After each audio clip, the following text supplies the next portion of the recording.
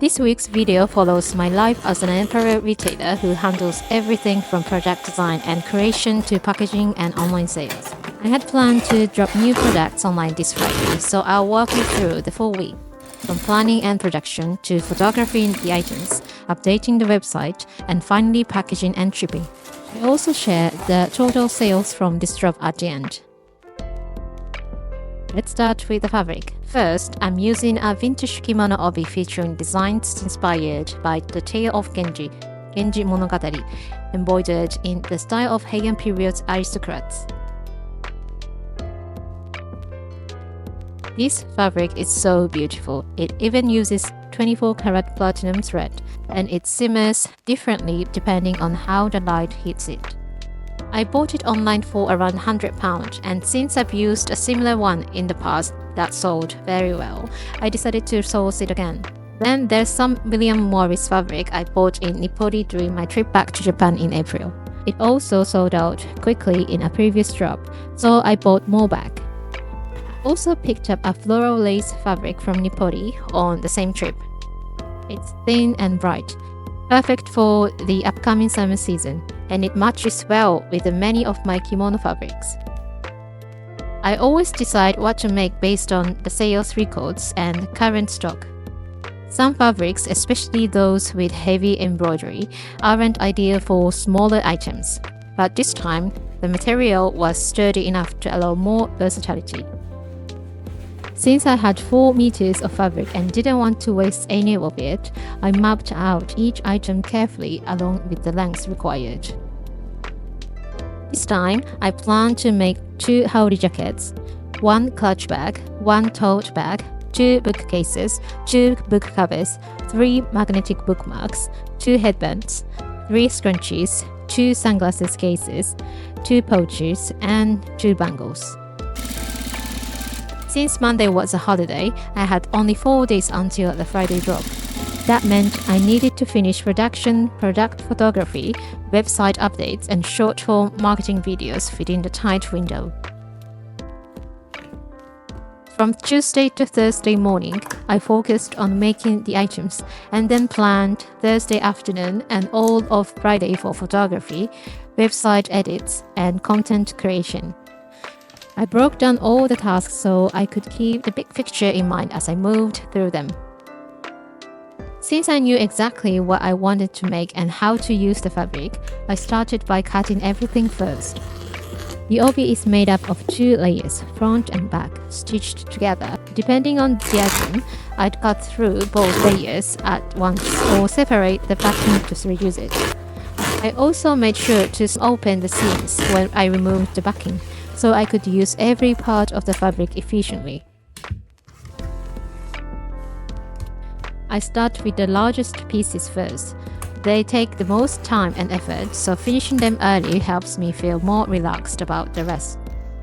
I'm also particular about thread selection. I stocked up on quality sewing supplies during my Japan trip, everything from Yuzawaya, which offers high quality at a good price. For this batch, since the fabrics are more elegant and mature, I chose a soft beige threads to complement them. I sew everything on my Juki DDL 700A industrial sewing machine. I started with a home sewing machine, but as orders and demand grew, I needed something more efficient. It was a big investment, but one of my regular customers actually chipped me to help fund it. I couldn't be more grateful. This machine is now essential to my work. For this job, all the designs were familiar to me, so sewing went smoothly. When I get new requests, though, I often start from scratch, researching, testing patterns, and making prototypes. Over time, I've created all kinds of custom pieces, but switching between products, tools, and methods can be draining and reduce productivity. Recently, as popular items have become more consistent, I've realized it's important to focus more and streamline my product line.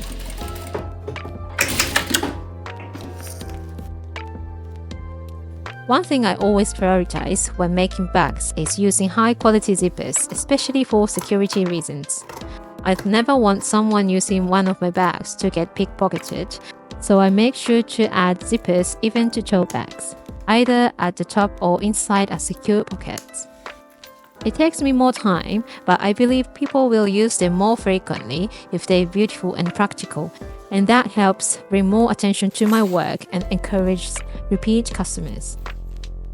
I always use YKK zippers. During my Japan trip, I bought nearly 100 zippers in various versatile colors. Just changing the zipper color can transform the overall look of the bag, so I choose carefully every time.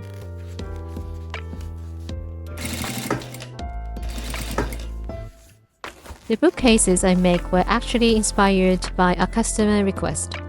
Since then, they've become one of my best-selling items, and now I make them for every new drop. Some customers even use them as small purses or pouches. I made the headbands and scrunchies at the same time since they require a similar process, sewing the fabric into tubes and flipping them inside out. But honestly, turning them inside out is the part I dread, especially with stiff obi fabric. Sometimes it takes 5 to 10 minutes per scrunchie. This time I managed one in about 4 minutes. Not bad at all. I have 2 children, so my work hours are limited to between 9 a.m. and 2:30 p.m. Just under 5 hours, including lunch. But in a way, having a set time helps me stay focused. I used to work after putting the kids to bed, often until midnight, but it wasn't sustainable. My mind was so foggy, and I made mistakes that required redoing stitches, which ended up being less efficient in the long run.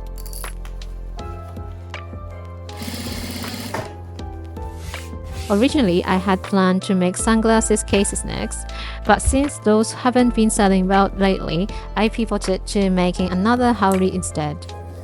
The last few drops sold out within minutes, so I knew it would be a better investment of time. I used some leftover taffeta fabric I had once used for a dress. After finishing the rest of the smaller accessories, I completed all the sewing by Thursday morning, right on schedule. For photography, I keep it simple and budget-friendly, just a chair, my mannequin, my iPhone, and natural sunlight. However, living in London means cloudy days are frequent, so catching good light is key.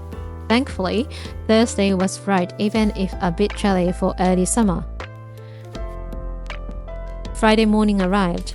I was feeling good but nervous. I updated the website carefully, checking everything so that when 8 p.m. came, I'd only need to hit one button to publish the collection. I finished before noon and spent the afternoon editing a short promo video. And then 8 p.m., the drop went live. I've done this many times, but it still makes my heart race every single time. I packed most of the orders over the weekend. I also always write a handwritten note to each customer. Lately, I've been including the story or cultural background behind the fabric I used. Each textile I work with has a unique history, and I think that's what makes them feel so special.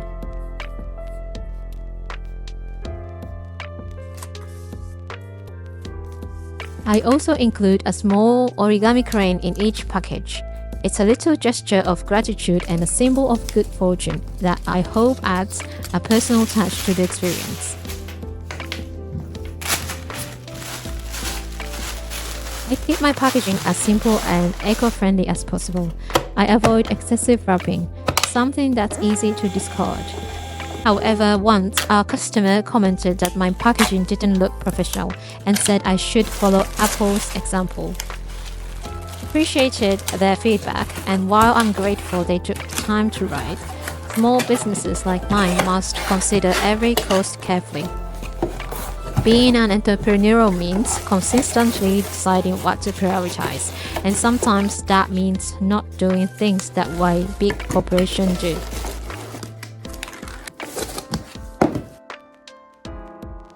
So in this drop, I released 21 new handmade items. Combined with a few order listings, 7 different types of products were sold to 6 amazing customers. The total sale came to $1,000. Was the effort worth it? I'd love to hear what you think in the comments. Your support means everything to me. Thank you so much for watching, and I'll see you in the next video. またね!